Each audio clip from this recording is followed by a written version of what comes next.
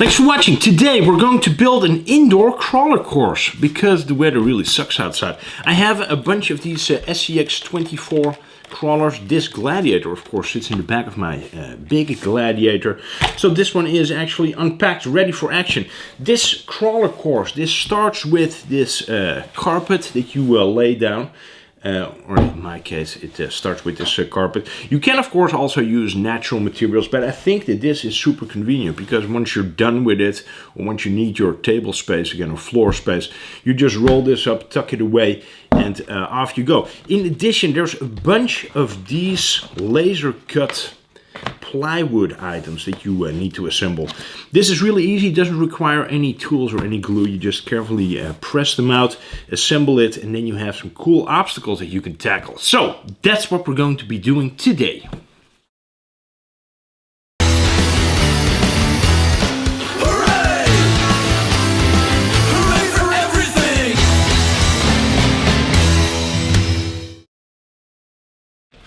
Thanks for watching. And now I think in order to fully explain what's going on over here, we're just going to set up this one first. This is like a setup board. So this gives you some measurements, and you can do some measuring also on your crawler's performance. So over here it has like some various tilting pieces and whatnot, and with that you're able to figure out if you need to do some tuning, perhaps to your shocks, to your tires, whatever. I think just to explain the concept of these products, this is a great piece to get started with. It also shows you that there is no manual, so everything over here is done with like ecological friendliness in mind. This is a Spanish company. This stuff as well, make sure that you don't need to raid nature in order to have like a cool bottom surface for your track to be built upon. And then this, of course, as well, with it being free of any glue and fasteners, this is just laser cut plywood, goes together without the use of any tools. That as well is, of course, very environment friendly. Now you also have a QR code that you need to scan because there is no manual included. That, of course, as well keeps the amount of trash that you have eventually to an absolute minimum. So it is a really cool concept, I think. Let's pop some of these things out, assemble it, see what it ends up looking like, and then move on to the next piece.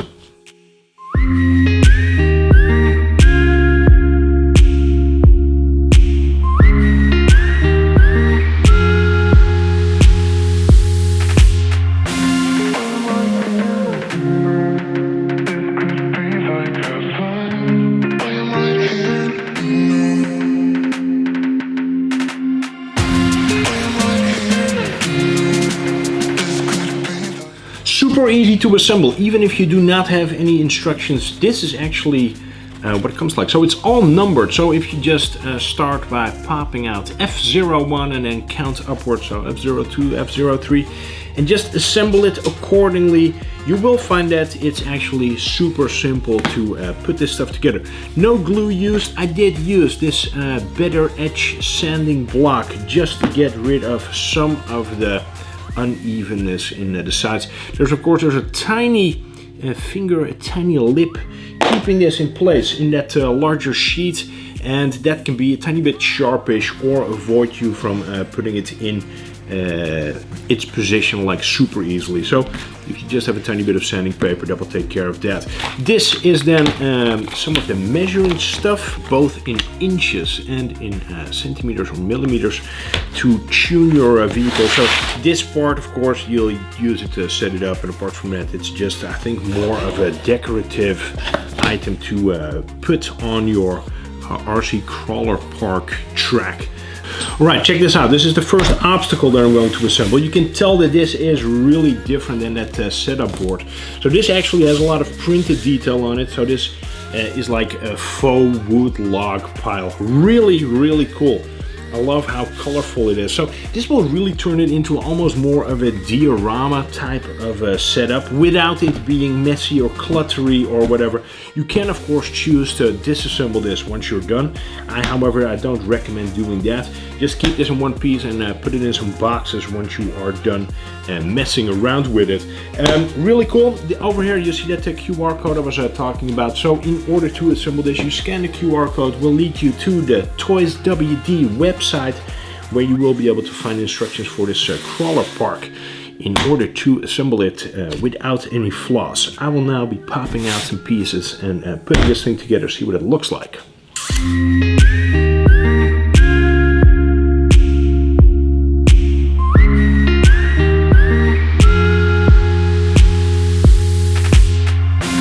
This part over here, just look how smart they did this in creating all of those bends.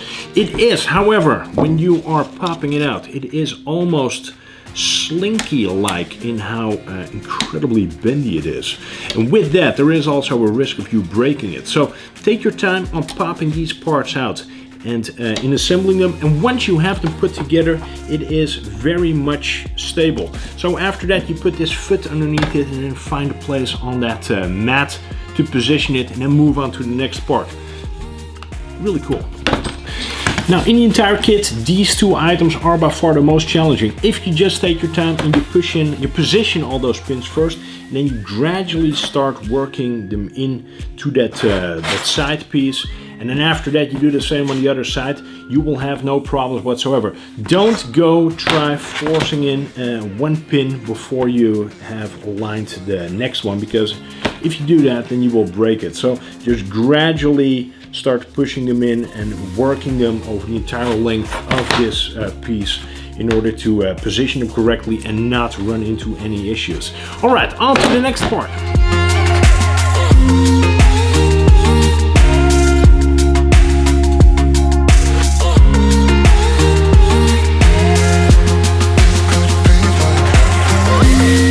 Now, you don't need tools, but saying that you don't need them doesn't mean that if you do have tools that you can't use them. So I did decide to use some tools. So I used this Jeffrey Dahmer tool, and I also used this one just to persuade some of the pieces into position a tiny bit quicker, because otherwise this will really take you all day to assemble.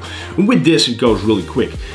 So after my persuasive moves with these tools, I ended up with 5 elements, 6 elements really. And then this is basically all scrap material that I just put together just to have some bushes around my park as well. So what do you end up with? You end up with this challenging hill. There is a bit of a difference in driving this with a short wheelbase truck or a long wheelbase truck. So we will go over that as well in this video. You have this really cool hill that you can climb. You have these beams to kind of throw you off as well. This as well is a really cool piece. So there's a lot of ridges going on over here, lots of grip. I also have this seesaw, so this teeter-totters you all over the place. And all of this, of course, is to master the skill of driving 24th or 18th scale. I have two 24th scale vehicles over here. So these are Axial SCX24 trucks. This is the Deadbolt and this is the Gladiator. The Gladiator you might have seen because this one resides in the back of my SCX6 Gladiator. We will start from this pit lane area, and then we will drive over this setup board first. I think this is a really nice decorative part as well. It has the Crawler Park logo lasered in there. This gives you a good idea of how your truck is set up, so how many degrees of side hilling it can do, and also how much flex you have, so how your suspension is tuned, and also perhaps if you need to weigh it down, get some brass parts. There's a ton of upgrades of course available for this SCX24 type of truck. Whether that's the Gladiator or the Deadbolt, you can really go all out on upgrading these. Now let's just run this over here and see how that feels.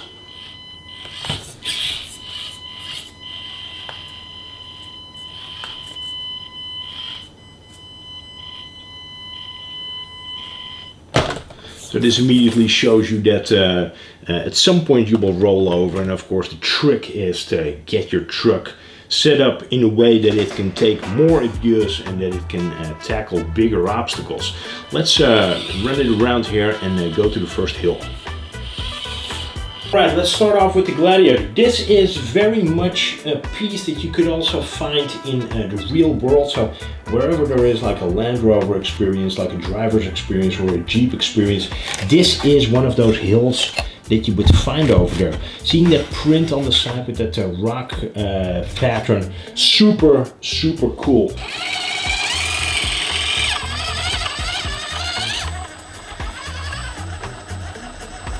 You can tell over here it starts to struggle for grip just a tiny bit, which is cool because you need to kind of wiggle it out in order to get past it. Doesn't get hung up on top of the L either, so that crest is just perfect to clear the chassis. And then easing it off on the other side.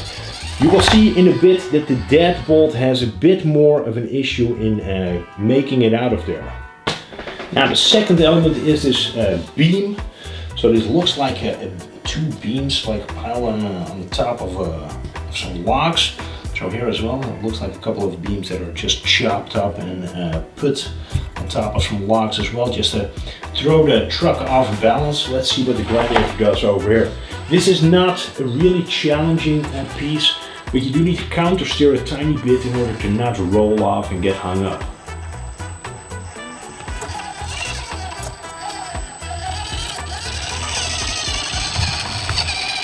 Now you don't want to come onto this thing too aggressively, because it will just launch you off the other end in basically the rebound. So on bouncing back it will just launch you off the end of the desk in this case.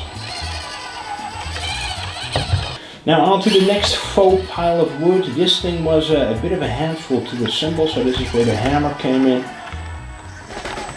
You can tell it's really nice and grippy. It also really tests the flex on your truck. So there you have the suspension completely dropped out in the front. And I'm just waiting for it to teeter-totter back onto the mat.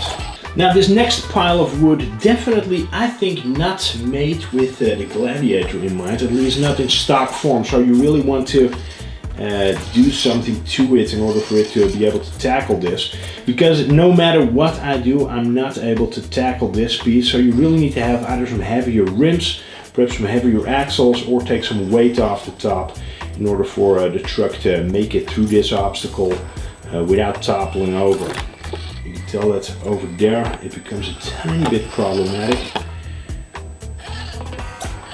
and then it is constantly at that point over there where you just lose control over that rear tire, falls into the dip, and then that's it. That's all she wrote. So maybe you want to fill this up with a tiny bit of rocks or some wood, something like that, or alternatively, of course, tune the truck. Also, it doesn't matter where I position the truck. If I go drive all the way on the ledge, that's of course cheating a tiny bit. I don't think that would count if I were to do this with some friends. So points deducted over there just for my driving. And well, of course this is a truck in completely stock form, so keep that in mind as well. We will see how the deadbolt does over here. Now this deadbolt is well completely bone stock. It of course is a bit different than the Gladiator in it having a shorter wheelbase but also less weight on top. So let's see how it does on this very first hill. I think also with the lights on the truck you can really see the amount of detail that went into designing these pieces. Bounces off them nicely, and they really did a great job in creating a 3D feel on what is essentially a 2D piece. Now on the other end over here, it is a bit more of a handful to get this truck down. Let's move the camera so I can show you. Alright, we really need to take this easy because it does want to endo. That's of course, that's the benefit, I guess, of the Gladiator. Having a slightly longer wheelbase makes it more controlled on those downhills. Let's try this again. I'll just reposition it right at the top. So you can tell that this does take some practice in order to run it right. There we go. Now to those beams. Not too much of an issue over there. See what happens right there. You can tell over here these are all the parts that I pressed out, that I made some branches and some trees with to put alongside the track until I have found something in the forest that is to my liking. Bit of a tight corner there to get on top of it, but that's my own doing. Here again, you really need to dose that throttle in order not to launch yourself off the end like I did over there. Now hopefully in the second take it will go without any problems.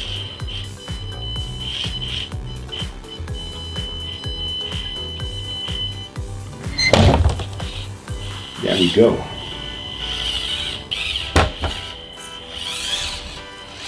No issues there. And then back to the wood pile that with the Gladiator really was a no-go. But I will show you that with the Deadbolt it is actually doable. And of course on the first go it eats it. Let's see if on a second attempt I do a bit better.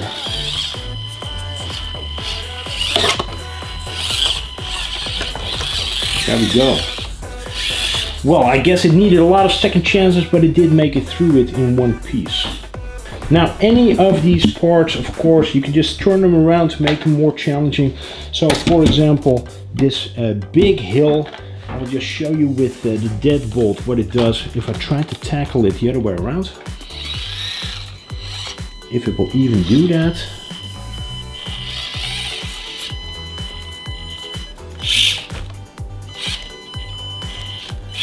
And you can really tell there is work to be done to this little truck in order to make it perform a bit better.